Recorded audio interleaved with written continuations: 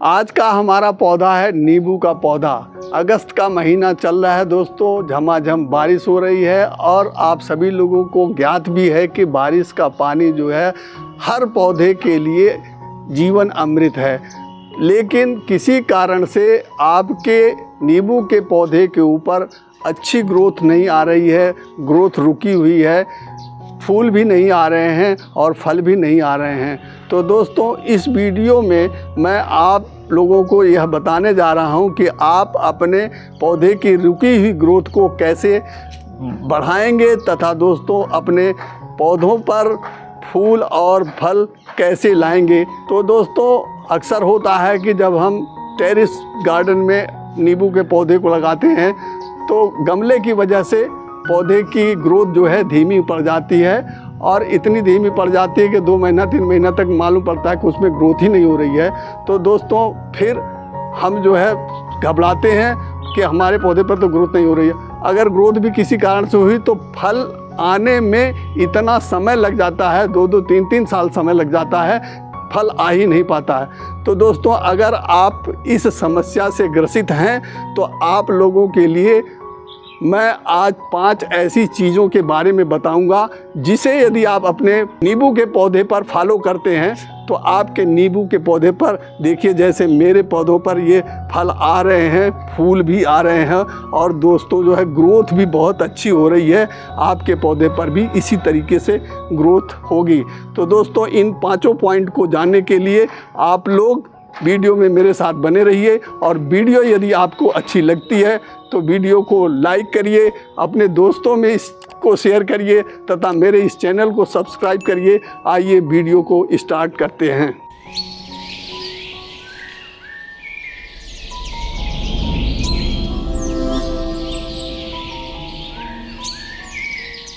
प्रिय मित्रों नमस्कार, आप सभी का मेरे हरे भरे आरबी गार्डन में स्वागत है। साथियों आज मैं नींबू के पौधे से संबंधित 5 ऐसे फैक्टर के बारे में आपसे बात करने जा रहा हूं। अगर आप उन फैक्टर्स को अपने पौधों पर अपनाते हैं तो आपके पौधे पर जो है ग्रोथ तो होगी, साथ में दोस्तों जिन पौधों पर आज तक फूल और कलियां और दोस्तों फल नहीं बने हैं उन पे फूल, कलियां और फल बनना स्टार्ट हो जाएंगे। तो फैक्टर नंबर 1 साथियों यह सनलाइट से रिलेटेड है।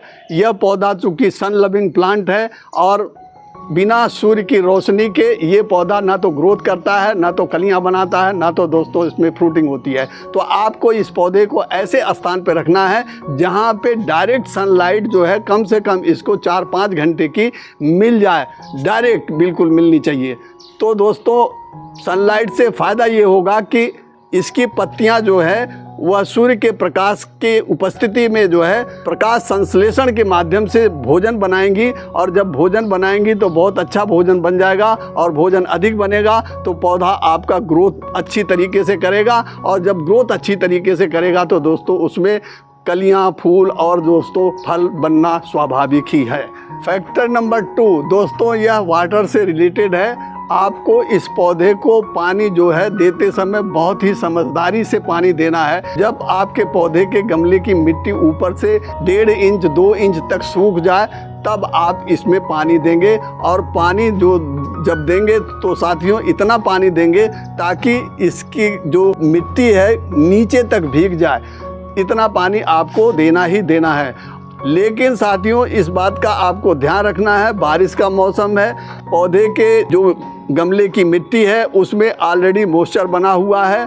तो इस बात का ध्यान दीजिएगा कि आप किसी भी हालत में ओवर वाटरिंग ना कर दें। अगर आपने ओवर वाटरिंग कर दिया तो दोस्तों आपके पौधे की जड़ों में फंगस लग सकता है और जब फंगस लगेगा तो दोस्तों फिर आपका पौधा जो है सूखने के कगार पे आ जाएगा, मर जाएगा। फूल और फल देने की बात तो बहुत दूर की है। फैक्टर नंबर 3 साथियों यह आपके गमले की साइज से कनेक्टेड है। आपके पौधे के अनुसार ही आपको अपने गमले का सिलेक्शन करना है।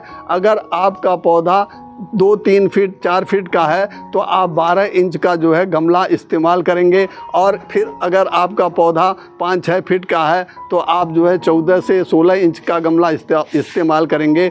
और अगर साथियों आपका पौधा जो है काफ़ी बड़ा है, फैल गया है, दूरी में है, तो दोस्तों फिर आपको जो है 18 से 24 इंच तक की साइज का गमला लेना पड़ेगा, क्योंकि दोस्तों गमले के अंदर पोषक तत्वों की जो है वो कमी रहती है, बहुत कम रहता है, जगह इनको बहुत कम होती है, इसमें हम कम खाद पानी डाल पाते हैं, इसलिए जो है पोषक तत्व पौधे को कम मिलते हैं। जबकि ग्राउंड में इसके विपरीत जो है बहुत ज़्यादा पोषक तत्व उनको प्राप्त हो जाता है, किसी प्रकार की ओवर वाटरिंग इत्यादि की उनको दिक्कत नहीं होती है, तो दोस्तों वो बहुत तेज़ी से ग्रोथ करते हैं। लेकिन चूंकि हम टेरेस गार्डन में गमले में कर रहे हैं तो हमें अपने गमले की साइज को ज़रूर ध्यान में रख करके पौधे को लगाना चाहिए, तभी हम अपने पौधों से अच्छी ग्रोथ और फ्लावरिंग तथा फ्रूटिंग जल्दी से जल्दी ले पाएंगे। चौथा फैक्टर साथियों फर्टिलाइज़र से संबंधित है।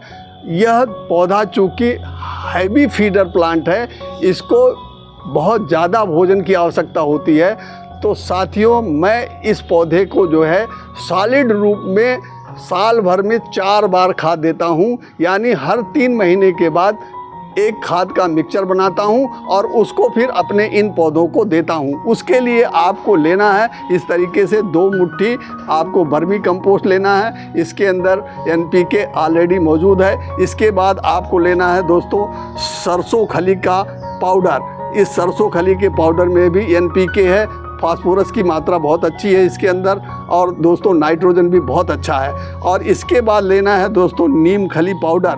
नीम खली पाउडर भी जो है फंगीसाइड का काम कर लेता है, अंदर जड़ों में जो है किसी प्रकार का फंगस नहीं लगने देगा, NPK का अच्छा बहुत बढ़िया स्रोत है। इसके बाद जो दोस्तों हमको 2 चम्मच लेना होता है बोन मील, लेकिन कुछ लोग बोन मील से परहेज करते हैं, तो दोस्तों उनके लिए ये प्रोम है, ये भी जो है कैल्शियम और फास्फोरस तथा जिंक का बहुत अच्छा स्रोत है। जिस तरह से हमारा ये बोन मील है, इसमें भी कैल्शियम और फास्फोरस की मात्रा बहुत अधिक है, तो दोस्तों हम इस बोन मील को हटाते हैं और इसकी जगह हम इस प्रोम को देते हैं। इसके बाद जो आखिरी आइटम है साथियों वो है एप्सम साल्ट MgSO4। इसमें मैग्नीशियम और सल्फ़र है। साथियों मैग्नीशियम जो है वह पौधे के फ्लावरिंग में बहुत ज़्यादा मदद करता है तथा इसकी पत्तियों को शाइनिंग लाने में मदद करता है। इसके अंदर क्लोरोफिल की मात्रा को बढ़ा देता है, जिससे प्रकाश संश्लेषण जब होता है तो पौधे बहुत अच्छे ढंग से जो है प्रकाश संश्लेषण करते हैं और फिर भोजन बहुत अधिक बनता है। तो जब भोजन बहुत अधिक बनेगा तो साथियों आपका पौधा ग्रोथ करेगा, फ्लावरिंग करेगा और फिर फ्रूटिंग करेगा। तो साथियों जैसे ही अगस्त का महीना आता है आपको इन सभी खातों को मिला देना है, एक साथ मिला करके इस तरीके से आप जो है सबको आपस में मिला देंगे और मिला देने के बाद फिर आप अपने पौधे को जो है इसको दे देंगे। अगर आपका पौधा जो है 14 इंच के गमले में है तो ये 14 इंच के गमले के लिए खाद तैयार कर दिया है हमने, और इससे बड़ा है तो इसी रेशियो में आपको जो है खाद बढ़ानी पड़ेगी।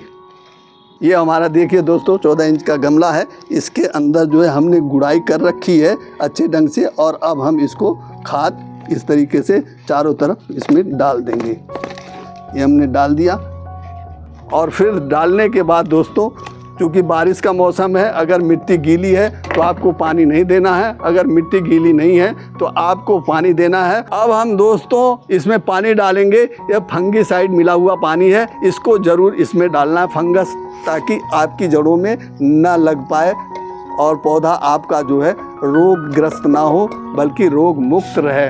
तो दोस्तों इस तरीके से अगर आप अपने पौधे को फर्टिलाइज करेंगे तो आपका पौधा जो है आपको फ्रूटिंग से तृप्त कर देगा। फैक्टर नंबर 5 दोस्तों यह भी बहुत ही इम्पॉर्टेंट फैक्टर है, प्रूनिंग से संबंधित है।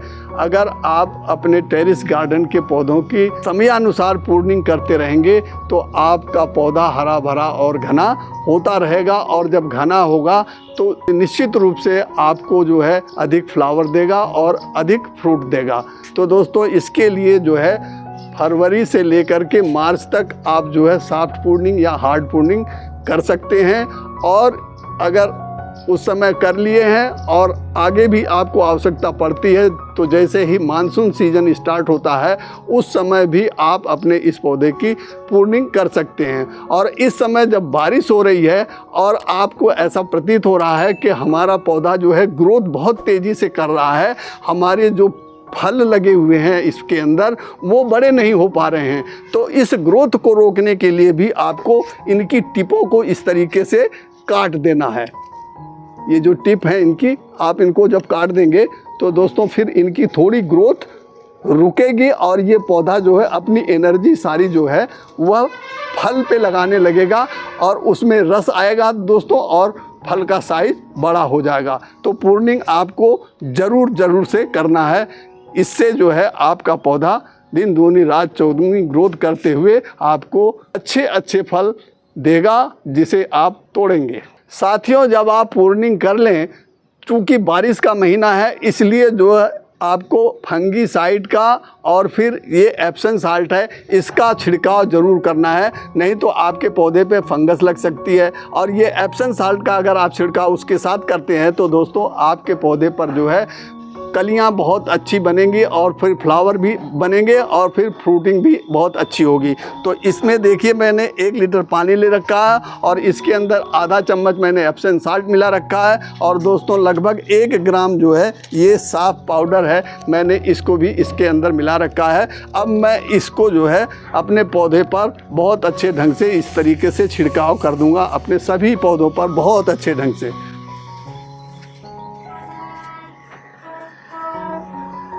तो दोस्तों इसको छिड़क देने से आपके जो फल हैं वो बड़े साइज के आएंगे और उसमें रस बहुत अच्छा भरा रहेगा। दोस्तों कुछ लोगों का यह कहना होता है कि हमारे पौधे पर फूल तो लगते हैं लेकिन वो फूल जो है फल में कन्वर्ट नहीं हो पाते। तो इसका मेन कारण ये है कि हमारे गार्डन में चूँकि हम टेरेस गार्डन करते हैं तो पोलिनेटर नहीं आ पाते हैं और जब पोलिनेटर नहीं आ पाते हैं तो हमारा जो वो फूल है वो पोलिनेशन नहीं हो पाता है। इसकी वजह से दोस्तों हमारे पौधे पर जो है ढेर सारे फूल फल में कन्वर्ट नहीं हो पाते हैं। तो इसके लिए अगर आप जो है कोई उपाय जानना चाहते हैं तो वो ये है कि आप 1 लीटर पानी ले लीजिए और उसमें 1.5 चम्मच आप जो है शहद मिलाइए और शहद मिला करके घोल करके फिर अपने सभी पौधों पर जो है स्प्रे कर देंगे। तो इससे जो है पोलिनेटर अट्रैक्ट होंगे और वो आएंगे और फिर प्राकृतिक पोलिनेशन आपके पौधों का हो जाएगा और आपके सारे फूल फल में कन्वर्ट हो जाएंगे। तो साथियों इस वीडियो में जो मैंने 5 फैक्टर आपको इस पौधे से संबंधित बताया है, अगर उसको आप अपने पौधे पर लागू करते हैं तो आपके पौधे पर इसी तरीके से देखिए बड़े बड़े फल जो है आपको तोड़ने को मिलेंगे, जैसे कि मुझे मिलते रहते हैं। यह 12मासी पौधा है और हर महीने मुझे कुछ न कुछ फल मिलता ही रहता है। और साथियों जो ये फूल हैं वो इस तरीके से देखिए फल में कन्वर्ट हो जाएंगे और फिर ये भी जो है मैच्योर हो जाएंगे कुछ दिनों के बाद।